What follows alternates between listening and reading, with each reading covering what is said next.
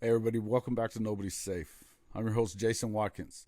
Just wanted to thank everybody for tuning into the program and to showing your love for it. Sometimes I guess, but we've had a good, at least for just starting this thing out. Man, I really am excited about the direction we're headed in, and I wanted to remind everybody again: if you do enjoy the content that we're bringing you, hit that like and subscribe button. That's very important for us. Okay, so Matthew Wolff becomes the latest up and coming PGA Tour star to defect to the LIV Tour, along with up and coming Mexican Carlos Ortiz and the young Spaniard number 2 ranked amateur in the world, Eugenio Chacarro, yesterday on Monday, all announcing that they would be going to the LIV Tour. This isn't definitely a problem, I would say. I don't think that you can overstate that. So, despite the fact that PGA Tour Commissioner Jay Monahan continues to dig in his heels, has said that the tour is making some changes, added 8 tournaments of their own to the fall schedule, or I don't know exactly how it all goes, but upwards of $20 million per tournament per winner, which is great.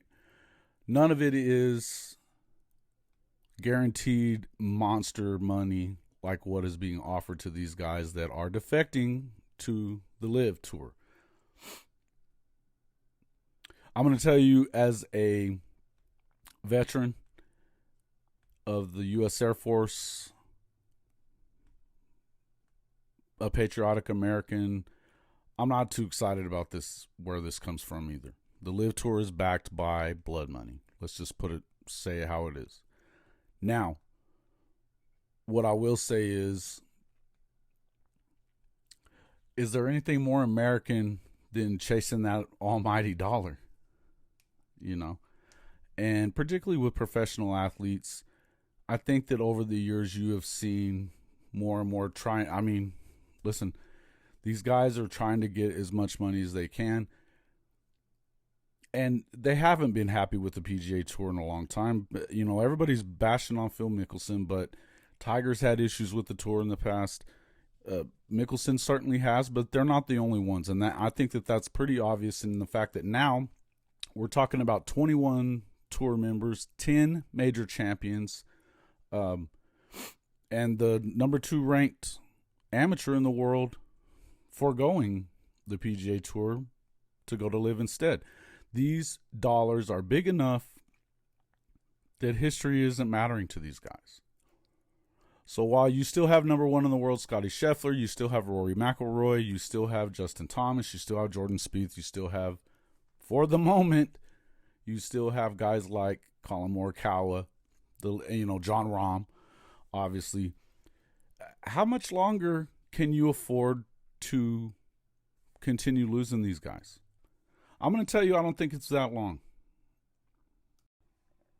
Not only that, but this is a bad look. The other thing that I'm going to say is that you have to be really careful if you're Jay Monahan at this point, because not only is what you're saying not swaying these guys, or enough of them, and you keep thinking, well, when's it going to stop? It's not stopping yet.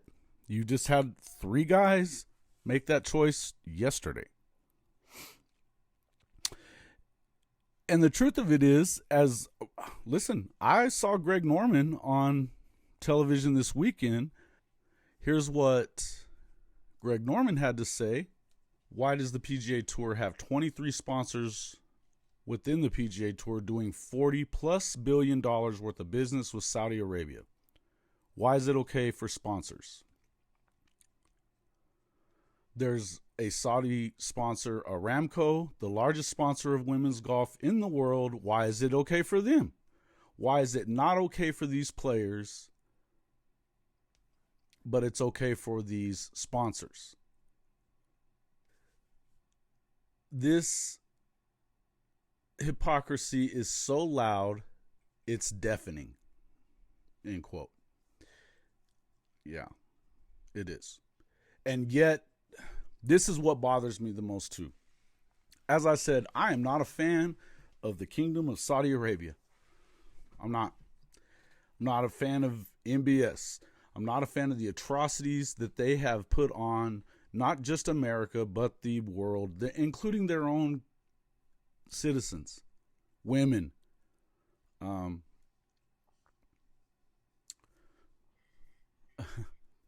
The truth of it is, our government continues to do business with them, continues to call them an ally, and American companies continue to do business with them, like the tour sponsors, and yet we are dragging these guys through the mud, these players through the mud who are independent contractors, who have built up the PGA Tour to being what it is, and all of a sudden we're supposed to just not care about them anymore? These guys, you got 10 major champions now. There's been talks about Bubba Watson, who's won a couple of major championships as well.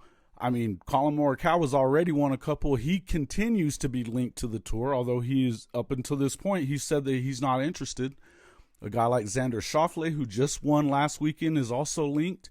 Listen, I could see all these dominoes falling, and if you can't see that at this point, are you crazy? That's how much money we're talking about here. And even guys like Rory and Jon Rahm, who have proclaimed their love for the tour, if there's not a tour to play on anymore because all those players are gone, what, are you just going to beat up on all the college kids now? When all the best players are now at LIV making huge money? First off, stop being a hypocrite, Jay. Stop it. And the same goes with you players. If you're going to hold these guys accountable for that, you better start holding the government accountable, and you damn sure better start holding the tour that you are on accountable as well, because it's ridiculous. How can we allow these sponsors of your game to do it if you don't want to allow the players to do it? Stand in some solidarity here, Rory. Stop dropping duplicitous bombs on everybody, and stand in solidarity with your fellow players. You jumped ship from the European Tour not that long ago for the same damn reasons. There was more opportunity here in the States on the best tour. Do I have a problem with guys having a conscience? No. And my own conscience tells me that I'm not happy about it either, as I've said.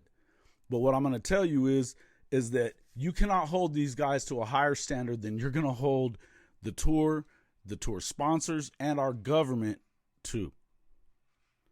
Not to mention the fact that a Saudi Arabian company basically bankrolls the entirety of women's golf. It's not working. And the bottom line is, none of this has to be. Lift the suspensions, you're out of problems. If you don't, you're about to not have a tour. The writing is on the wall here. At what point do you throw your cards in the middle? As I said on the last video, Jay Monahan, I don't see how you think that this goes well for you. I just don't see it. And I hope that you come to your senses sooner than later. Folks, I appreciate everybody coming back. That's the end of what I got to say about this for now. We'll continue to keep you updated on our thoughts, and what, as things happen, we're going to continue having it on this show. Hit the like and subscribe button. If you'd like to help support our content or get some swag, some gear from Nobody's Safe or Way Past Due, check out our Patreon account. It's at patreon.com/HOF Media. That's our new Patreon. We've got some different levels that we're going to offer for subscription based, that will have exclusive content for those folks there. We are on every channel now. We've got Facebook, we've got Instagram, we got Twitter. We are everywhere, along with our YouTube. And all these podcasts are available in audio only on Amazon, Spotify, Apple Podcast, and Google Podcast as well.